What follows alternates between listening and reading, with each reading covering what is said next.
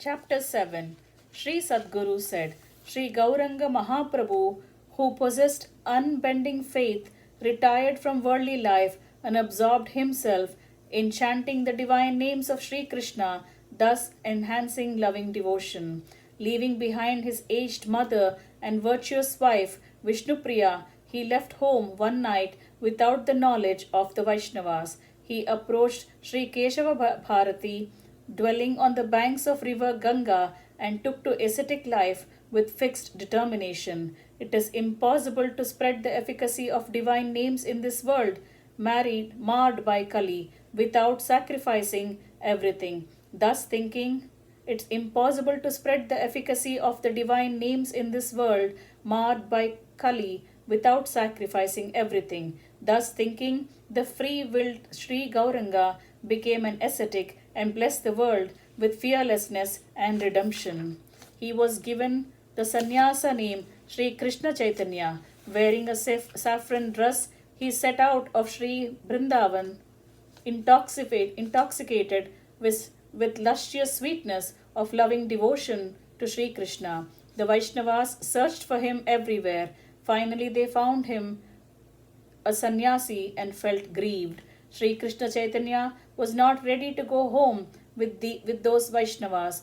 Overwhelmed with loving devotion to Sri Krishna, he lamented as follows. Sri Krishna Chaitanya lamented, Hey Krishna, O ocean of compassion, where are you now? O Lord of my soul, O beautifully long-limbed Govinda, Radha Manohara, the enchanter of Devi Radha's heart, where are you? Gopala, please come soon. I am stricken with the agony of separation from you. O eternal benefactor of the devotees, O Govinda, why do you ignore me like this? O Krishna, Madhava, my life is getting wasted like this. Make my life successful and bless me with your coveted darshan. When will I become fortunate enough to behold your chanting countenance illuminated by the brilliance of transcendental bliss? O Govinda, when will I behold your sacred Sri Bhagavan? When will I behold your sacred Sri Brindavan? I do not covet objects like wealth, wife, fame, the gift of poetry and scholarship. Govinda, I earn for unswerving devotion to you. I earn for unswerving devotion to you birth after birth. O Lord of my soul, I have fallen into the ocean of the worldliness and hence am oblivious of my real identity. Please consider me as the dust under your holy feet. O Lord, you are the one exhibiting addiction and subservience to your servants, the Bhaktas.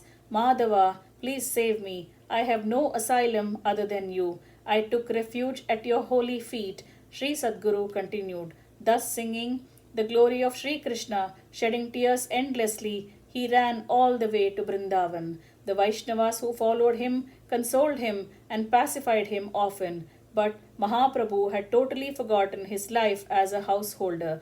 With great devotee, the devotees took him back to his mother. Still, he lamented in many ways, lost in the rapture of Prema Bhakti.